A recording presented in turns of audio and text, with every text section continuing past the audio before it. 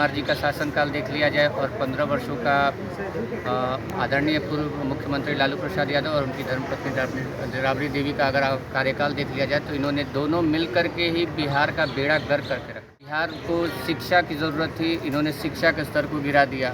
रोज़गार की आवश्यकता थी, रोज़गार मुहैया नहीं कराया। जो इंडस्ट्रियल एरियाज़ थे उनको भी इन्होंने बंद करा दिया पूरी प्रॉपर तरीके से। आजकल जो लोग हैं यहाँ पे वो पलायन करने को मजबूर हैं और बिहार में पलायन भी एक बहुत बड़ा मुद्दा है। उसके बाद है स्वास्थ्य का जो मुद्दा है हमारा। बिहार जो है स्वास्थ्य के मुद्दों पर बहुत पीछे है। हॉस्पिटल्स में आप जाएंगे तो दवाओं की कमी है, एम्बुलेंस की कमी है, डॉक्टर्स की कमी है। ये सारी जो कमियां हैं हम लोग प्रयास करेंगे कि जब भी हमारी हम सत्ता में आते हैं तो इन सारे कमियों को जो है पूरा करने का पूरी तरीके से प्रयास करें। एक तरफ से ऐसा लगता है कि प्रयास ही नहीं किया जा रहा है। स्थिल पड़ी हुई है सरकार, कभी इस गठबंधन में कभी उस गठबंधन में। पिछले 5 वर्षों 7 वर्षों में नीतीश कुमार ने कार्य के नाम पर कुछ भी नहीं किया, सिर्फ सड़कों का जाल जो बिछाया है उनका वो जो कार्य है वो काबिल तारीफ है, इसमें कहीं कोई दो राय नहीं है। इंफ्रास्ट्रक्चर पर डेवलपमेंट थोड़ा सा और होना चाहिए था। बिहार का जो एजुकेशन का मुद्दा है वो सबसे बड़ा मुद्दा है, क्योंकि बिहार जो नालंदा है वो सिर्फ एजुकेशन के नाम पे जाना जाता है। पूरी दुनिया नालंदा विश्वविद्यालय को जानती है और नालंदा विश्वविद्यालय में पढ़ने आती थी, इंडिया से नहीं, इंडिया के बाहर से भी। आज वो नालंदा कहाँ है? आज वो नालंदा विश्वविद्यालय कहाँ है? हम क्यों नहीं जागरूक हो रहे हैं एजुकेशन में? हम बिहार के लोग बाहर पलायन करके वहाँ ट्यूशन लेते हैं। क्यों हम ट्यूशन ले रहे हैं? क्योंकि हम सक्षम हैं, हम बिहार के लोग सक्षम हैं। इसके लिए मेरा सबसे बड़ा मुद्दा यही है कि जो है एजुकेशन पे ध्यान दिया जाए। ये जनता के ऊपर बहुत बड़ा भार है। मेरे कुछ ऐसे प्लान हैं जो कि मैं करने वाली हूँ। अगर जनता मुझे चुनती है तो मैं एजुकेशन पे पूरा ध्यान देने वाली हूँ और इसको अलग तरीके से लेने वाली हूँ। किस पार्टी से नामांकन करने के लिए यहाँ आए हुए हैं? आज समता पार्टी से नालंदा लोकसभा सीट के लिए निशा रंजन जी को प्रत्याशी के तौर पर उतारा गया था और आज इन्हीं का नामांकन में हम आज शामिल हुए। सर, किन मुद्दाओं को लेकर आज नालंदा लोकसभा चुनाव में? मैं नालंदा लोकसभा पर्टिकुलर की मैं बात नहीं कर रहा, मैं पूरे बिहार प्रदेश की बात कर रहा हूँ। बिहार जो है उसका खुद का गौरवशाली इतिहास रहा है और विगत 40 वर्षों में अगर 20 साल का लालू प्रसाद नीतीश कुमार जी का शासनकाल देख लिया जाए और 15 वर्षों का आदरणीय पूर्व मुख्यमंत्री लालू प्रसाद यादव और उनकी धर्मपत्नी राबड़ी देवी का अगर कार्यकाल देख लिया जाए तो इन्होंने दोनों मिल करके ही बिहार का बेड़ा गर्क करके रखा। एक समय था जब यहाँ पे राजेंद्र प्रसाद जैसे व्यक्तित्व का लोग हुआ करते थे और आज कहाँ से कहाँ ये बिहार को इन्होंने धरातल में रसातल में धकेलने का प्रयास किया है, कार्य किया है इन लोगों ने। बिहार को शिक्षा की ज़रूरत थी, इन्होंने शिक्षा के स्तर को गिरा दिया।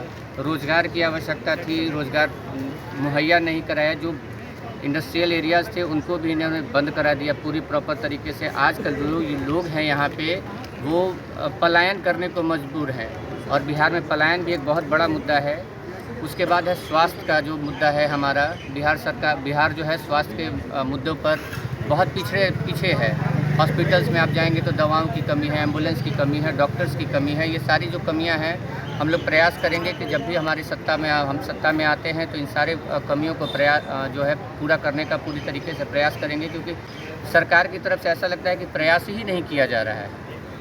स्थिल पड़ी हुई है सरकार, कभी इस गठबंधन में कभी उस गठबंधन में। पिछले 5 वर्षों 7 वर्षों में नीतीश कुमार ने कार्य के नाम पर कुछ भी नहीं किया, सिर्फ सड़कों का जाल जो बिछाया है उनका वो जो कार्य है वो काबिल तारीफ है, इसमें कहीं कोई दो राय नहीं है। इंफ्रास्ट्रक्चर पर डेवलपमेंट थोड़ा सा और होना चाहिए था और स्वास्थ्य और शिक्षा का जो स्तर है उन्होंने बिल्कुल गिरा करके रखा है। अभी वो सिर्फ सरकार बचाने के लिए है। कभी भारतीय जनता पार्टी के साथ जाते हैं और कभी राजद के साथ जाते हैं। कभी भारतीय जनता पार्टी के साथ रहते हैं तो राजद को कोसते हैं तो उनका कार्यकाल याद करो, और जब बीजेपी के साथ जाते हैं, राजद के साथ जाते हैं तो कहते हैं कि वो उन्होंने मेरे ठगने का कार्य किया है। तो इस तरीके से अब नहीं चलेगा। जनता जागरूक हो चुकी है और जनता के बीच में हम ये संदेश देना चाहते हैं कि समता पार्टी ने पहले भी एक बार परिवर्तन दिया था, बिहार को जंगल राज से निकाल करके बाहर लाए थे, और इस बार भी हम आग्रह कर रहे हैं बिहार की जनता से कि इस बार भी आप लोग समता पार्टी को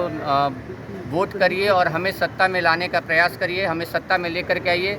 जो भी समस्याएं हैं वो निराकरण होगा तुरंत से तुरंत।